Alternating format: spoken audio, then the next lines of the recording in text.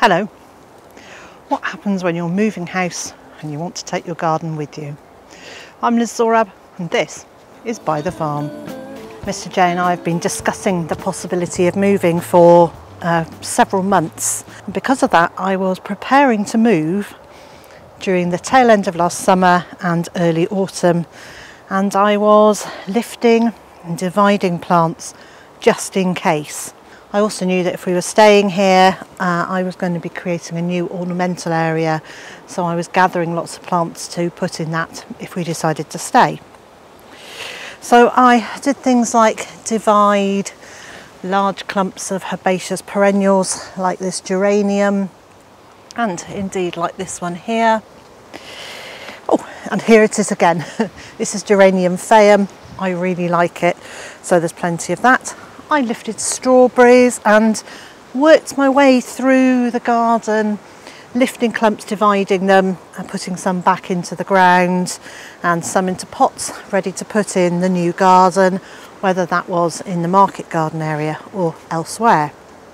As it turns out, that's elsewhere. So I have got lots and lots of plants from this garden to take with me without leaving this garden with no plants in it.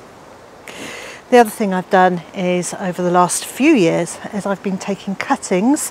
So something like this rose, which is a cutting that I took from my next door neighbour on the other side of the hedge there, came from their garden, and it's a very pale pink, almost white rose with a really intense fragrance.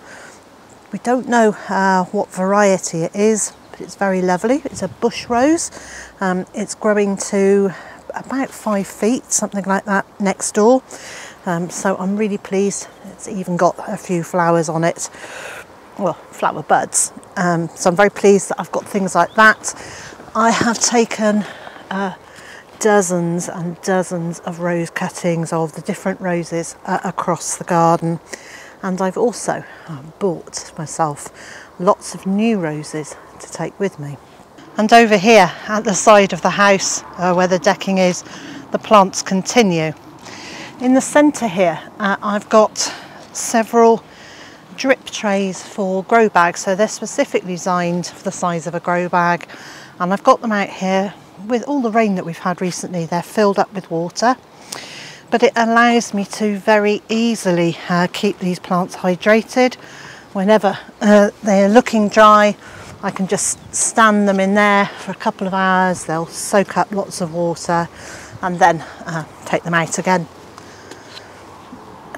So, for example, here are some cuttings from the willow branch that came down this week in the wind. And if you haven't seen our video about that, I'll leave a link on the screen and in the video description. So there's lots of cuttings. I've got cuttings of choke cherries and currants and all sorts of plants. So that's become a very easy way to keep these plants hydrated.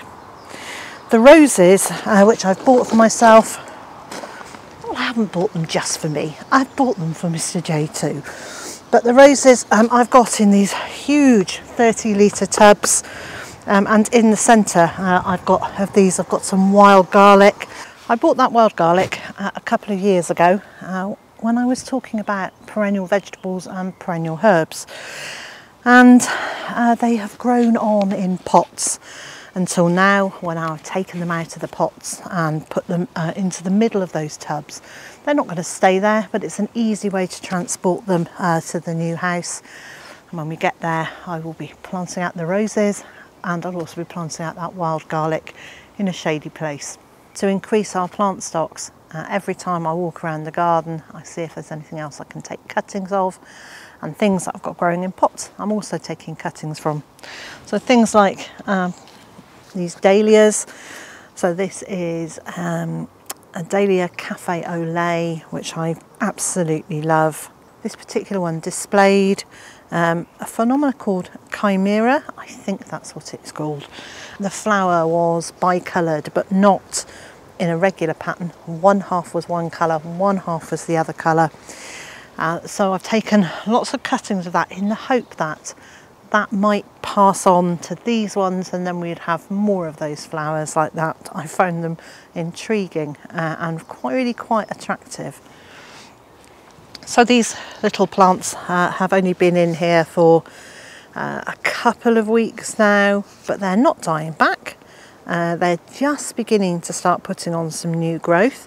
So I have great hope that these will grow well this year. We might even get a flower from them this year, and if not, they should flower next year. The big plant you can see here is a very beautiful white agapanthus. I bought this last year, and not knowing how to care for it over winter, I actually took it inside and have nurtured it inside almost like a house plant. But over the last few weeks I've been bringing it out for a little time during the day to harden it off, and it's getting there. Our temperatures until this week have still been quite cold at night, so I haven't been too keen to leave it outside, but temperatures look like they are out of the frost zone now, so this will now stay outside. Things like the catmint here, the Nepeta, I absolutely love this. I almost can't get enough of it. So I will take some more cuttings of this. I've actually got one with a slightly bigger leaf. I don't know what the variety is, but the leaf is about twice the size, so I will be taking cuttings of that. This is part of the mint family and therefore grows very easily from cuttings. So I will literally just cut a piece off. I will then cut just below a leaf joint. In fact, where I've broken it off is just below a leaf joint, but I will cut below a leaf joint, take the lower leaves off, put that in some water in a jar on the kitchen windowsill, and it really shouldn't be very long before they root.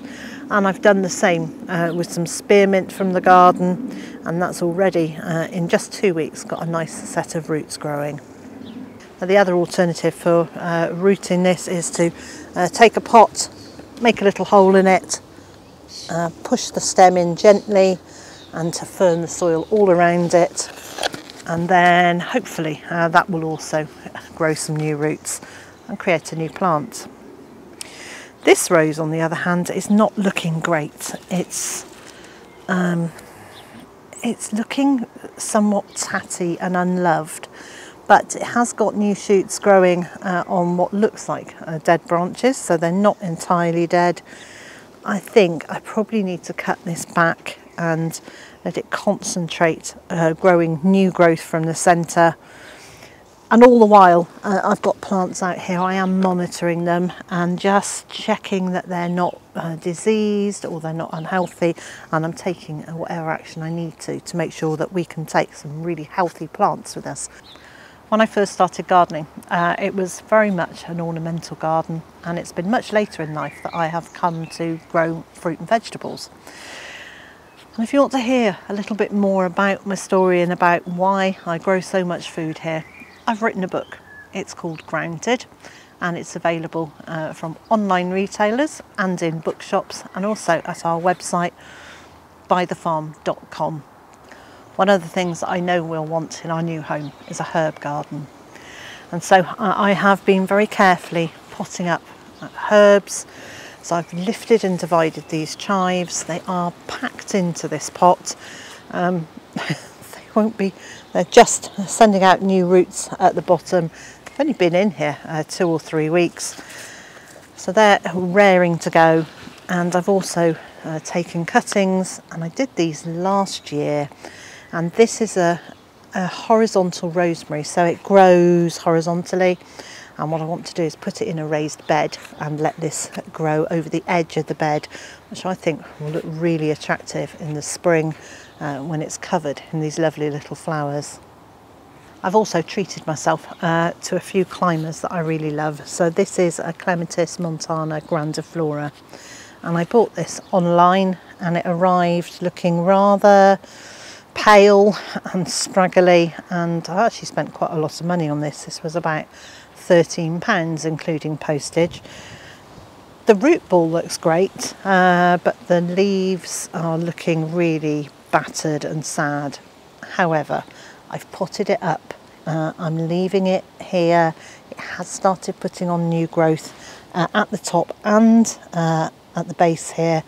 So I'm hoping that this will be absolutely fine, and in 2, 3, 4 years time we'll have a huge Clematis montana absolutely smothered in flowers, and this one I understand is fragrant, so I'm really looking forward to experiencing that. In our new home I have plans to create an ornamental garden, and almost as soon as we get there I will be getting the vegetables into the ground so that we have a harvest this year. It's mid-May and there's masses that can be sown now, and we still don't have a moving date yet, so I'm hoping that some of those plants won't have outgrown their pots by the time we come to move. And in my next video I'll show you what I've been sowing vegetable wise to take with me. And so wherever you are in the world and whatever you've got planned for today, I hope it's a good one, and I also hope you'll join me again next time.